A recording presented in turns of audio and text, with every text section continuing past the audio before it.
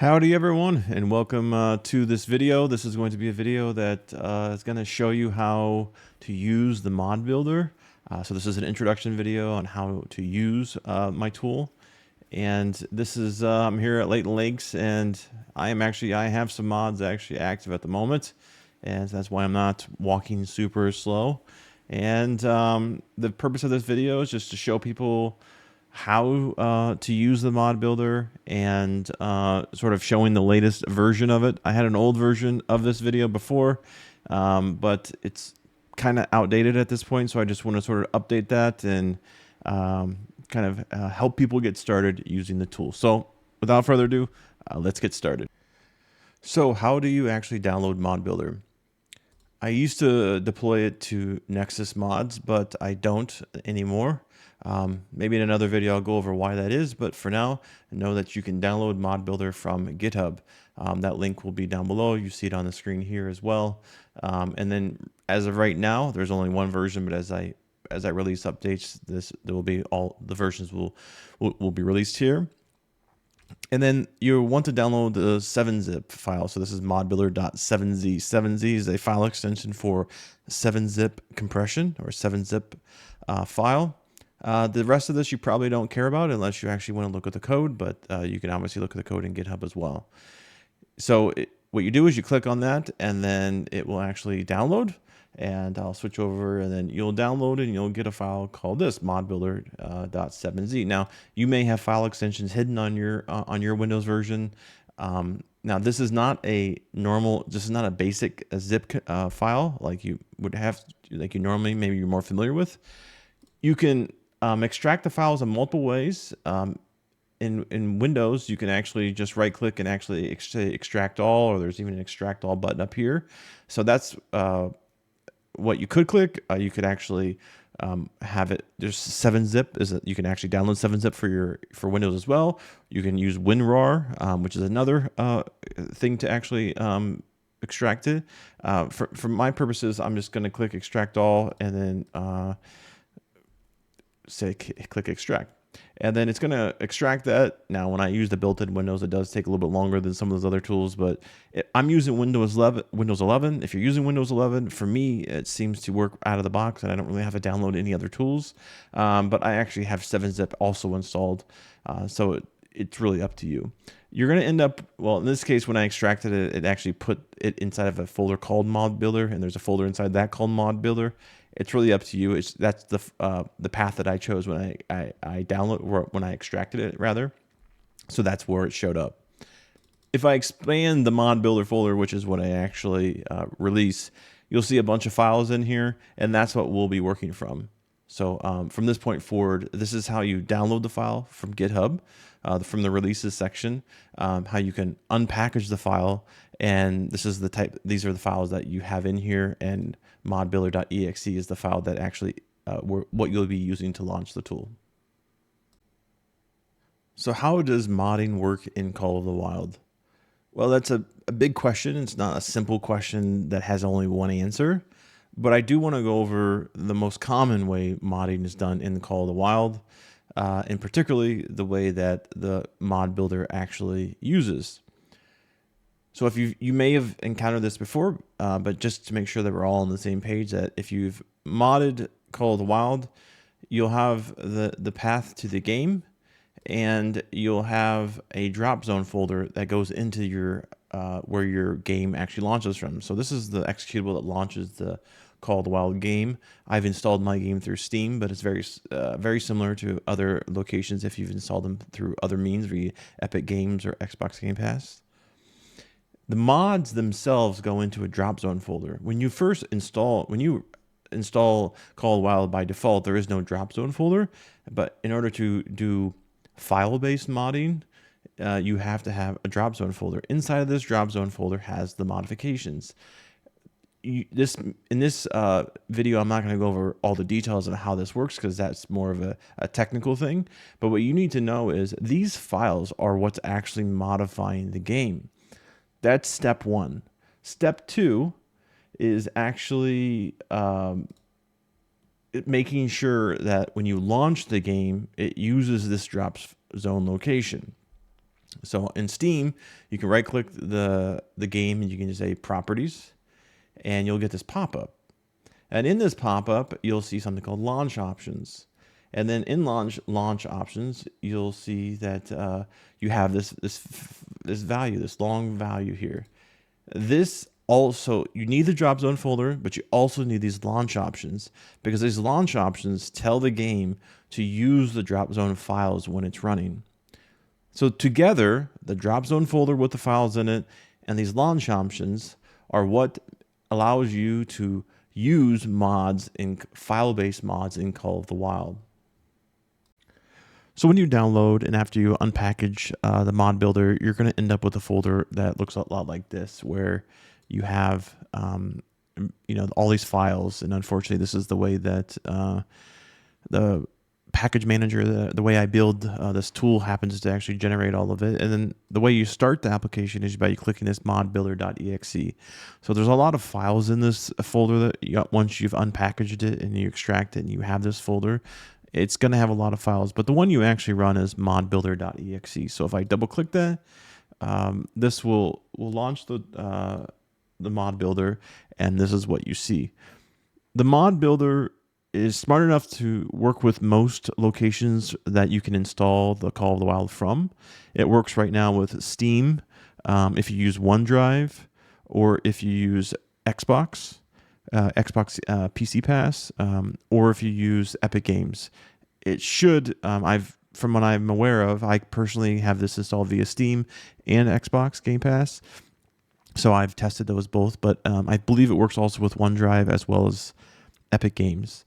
And so the tool should detect where the game is installed and show you the path location up there. If it does not show it, there's something wrong and it's probably not going to work. But assuming that works for you, this is what it looks like. So how do you use the tool? The tool consists of two main sections: the place to select and configure the modifications, and a place to build the modifications. And I'll talk about what building actually means here in a second. But let's take a look, or let's get started, and let's assume we're going to add a couple modifications. Now, one thing that's really broken in the game, there's a few things that are broken in the game, and one of them is the weapon the wobble of your weapon when you look through the scope. And so this is one of the first mods that I added to this tool. And a modification will have typically different sections that has the description for what the modification is, which tells you that it's going to reduce the wobble when you're looking through the scope, which in this case is self-explanatory, but some of these mods may be a little more complicated, so the description may help you. And then this one also has some presets to kind of help you pick the values for these options that are available for this modification. Now for wobble, there's stand, crouch, and prone, right? There's different wobble values. And I've added a recommended preset. Now this is just my personal recommended. And you may have a very different opinion, and that's fine.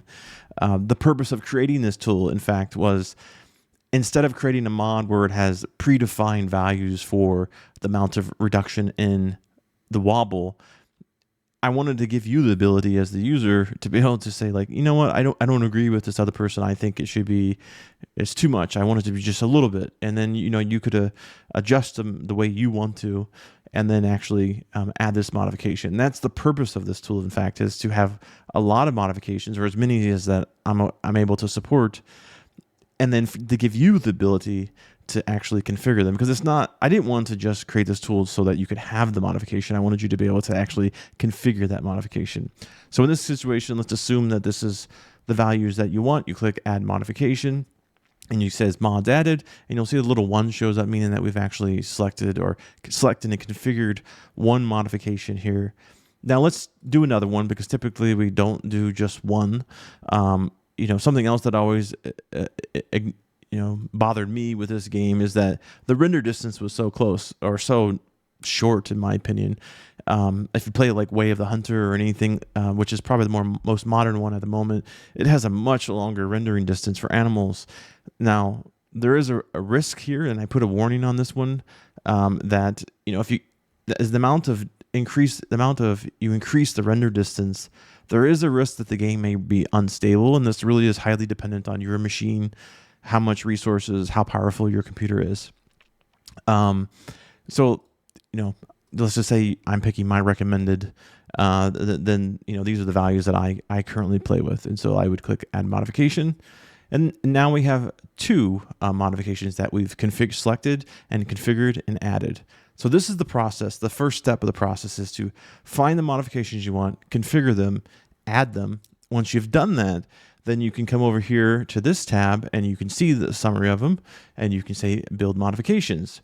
And then you'll see this pop up show that the modifications have been built. Now I want to switch to what this actually looks like on the file system so you understand what just happened here. So this is the same folder in which we launched the mod builder tool. There's going to be a mod folder that was created. Now we went over where the drop zone folder is previously with the game and how the basic process of modding works with Call of the Wild for the most part. Well, this tool up to this point, we just created this mod folder with this drop zone folder in it. This is literally the same drop zone folder that we would copy into the game location. Right now, it's local to just the mod builder. It hasn't actually been loaded into the actual game. So switching back, I mentioned that so you understand what's being asked here. The options you have once you've built the modifications are, do I want to load this to the actual game location, which you see up here? This is my Steam location for the game is. And this will actually take that drop zone folder and copy it into the game folder, the game drop zone folder. Now, the difference between load and replace is load will just add. It's not going to remove anything that's already there, which gives you the ability to be able to build modifications and then do it at a separate time, or multiple times, and you can just sort of add to it over time. So say we've added just two modifications now, and I'll show you what that would look like in a second. I could actually use this tool multiple times and actually just keep on adding more and more modifications over time. Now replace is the opposite. Replace says I'm going to remove whatever the drop zone folder you currently have in your game, and I'm going to take this drop zone folder that we just looked at, that the mod builder created, and it's going to replace that in the game drop zone folder, this location's drop zone location.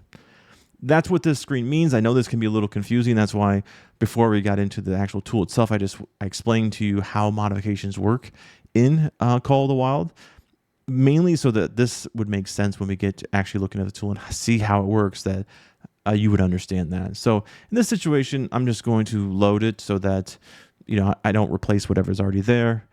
What that means is I can come back in here and I could have closed this application. I could relaunch the mod builder. This could be 2 days later.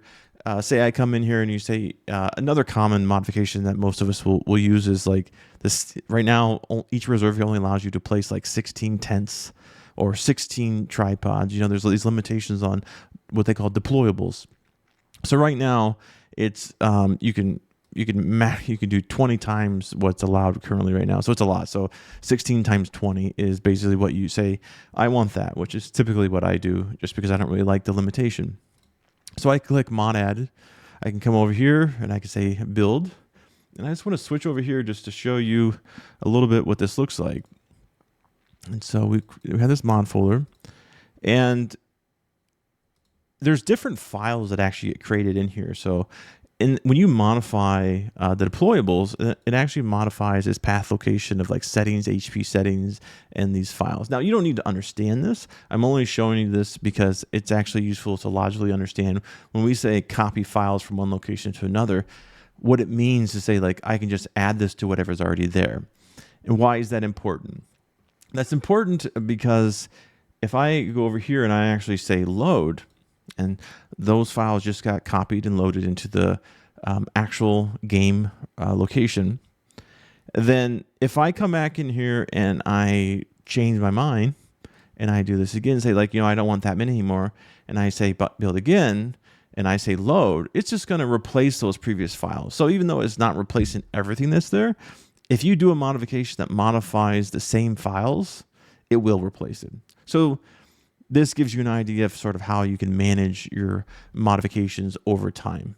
If you're one of those people where you don't want the tool to do the modifications for you at all, that's perfectly fine. You would basically, like this situation, you would do the build modification, you would build it just like we've done. You would simply say close and don't have the tool. Then the tool won't affect your runtime at all.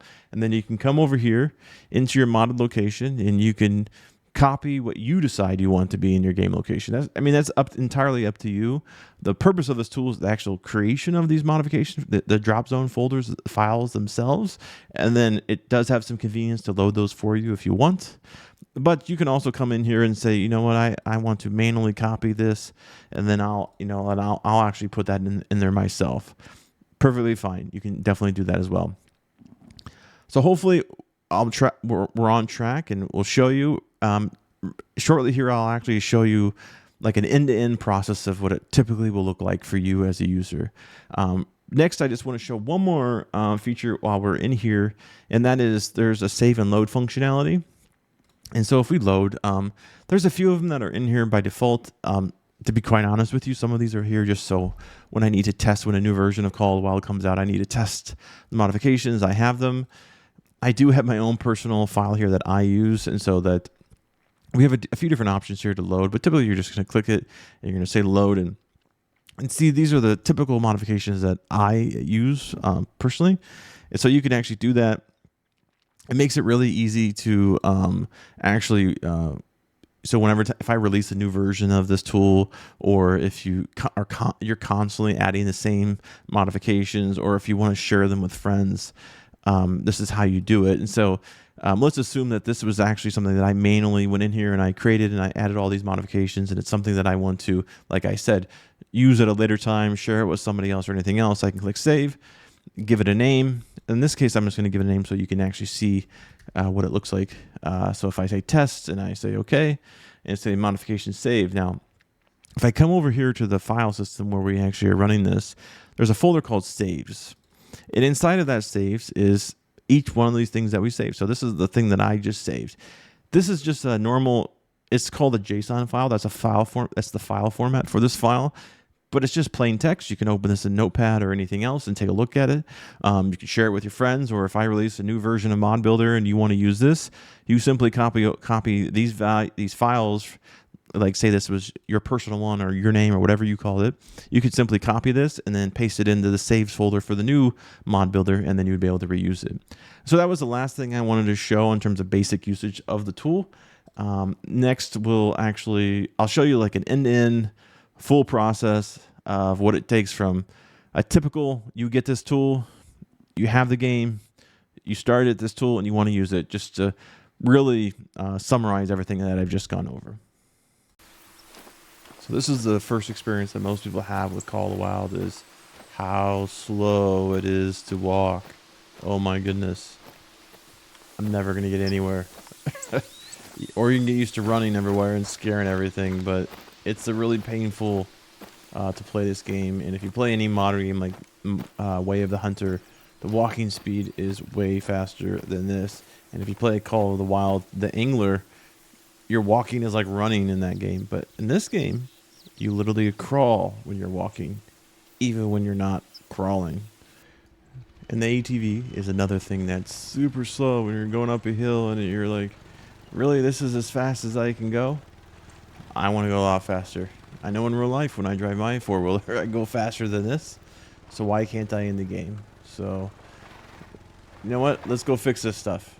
So we got walking super slow, and the ATV just isn't realistic to the way I drive, at least in real life. So let's go fix these things. All right, so where do you start? So let's assume that you have no drop zone folder in your game file. So this is your game location. You have no drop zone folder, but let's also assume that we have the launch options configured in Steam. So all we need to do is launch the Mod Builder. So here's where I got the Mod Builder installed. I'm gonna double click this. It's going to launch the Mod Builder, and we're going to have this where nothing's going to be here. Now we want to increase our walking speed. So I'm going to sit in and say increase speed. I usually do about 2 for each just to get started. So we're going to add that mod. Let's go ahead and modify the ATV. So there's a modify ATV option here. And this is the configurations I normally pick, but I usually like a top speed about 90. If you want to go higher, knock yourself out though. You can go all the way up to 170 kilometers per hour. Traction, I usually do about medium. You can control the noise range, how far it goes. Like in the Way of the Hunter, when you're driving the UTV or one of the vehicles in there, you don't spook the animals nearly as easy as you do in this game. In this game, it's 500 meters that the noise will travel and actually scare animals away. It's massive, a large range, not near that like in Way of the Hunter. And so you could reduce this if you wanted to, but for now, let's just do the speed. And just for shits and giggles, and because I want to also just have some fun, let's modify a few other things, particularly the player gravity.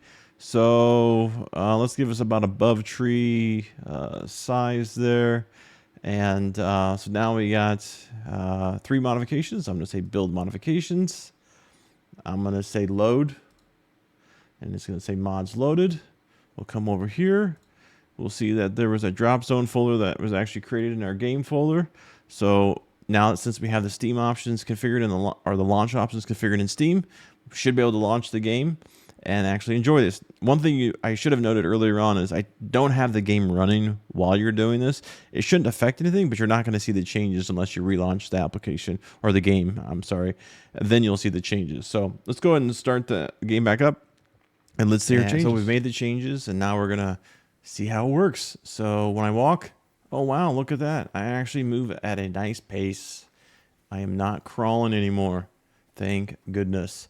And let's not forget our ATV. So we'll jump in here and let's see how fast we go. So this thing actually has some power behind it now. Yes, you can get in trouble, but it sure makes it a lot more enjoyable to use the ATV, like, because you got some power. Last but not least, let's actually get off of this and let's check out our jumping. Oh, wow. See, now we can have some fun and then we can kill ourselves.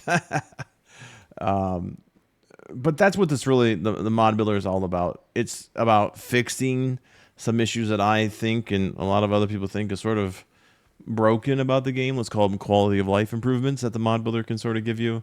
And then there's fun things where, like, you can jump like you are in outer space. So anyhow, there's an example of actually, wanting to fix some things in the game and using the mod builder to actually do that. So, and just to wrap up this video and give us some final remarks, one thing I want to make clear is the code for this tool is out here on GitHub. Anyone is free to use it however they want. I don't need credit for it. I didn't create this tool to have notoriety or make whatever pennies on the dollar that you make from Nexus mods or whatever. I just created this tool because me and my friends actually wanted a better game. So here it is. You don't need to ask me for permission to actually use it. And you sure as hell don't need to ask to, have to cite my name or anything.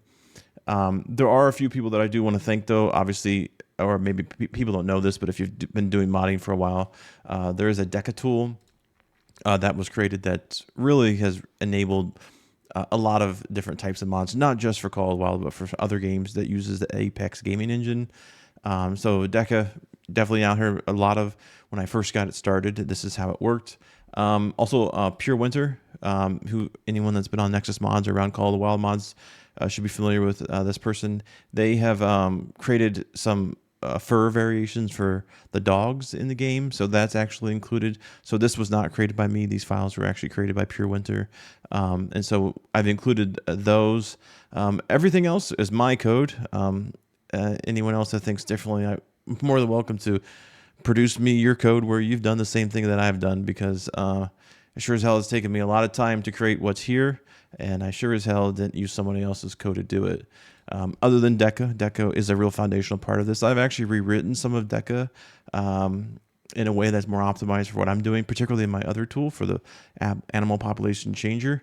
So that's definitely something that I'll talk about in another video, but definitely that's some of the external resources and people that have sort of helped me along the way. Pure Winter is how I got started, so thanks to them for releasing the tutorials that they have and out there, because that's how I really got started and how this all got kicked off. So thanks to those tools and for Pure Winter for helping me get started on this. Otherwise, I would love it if someone actually reused this code.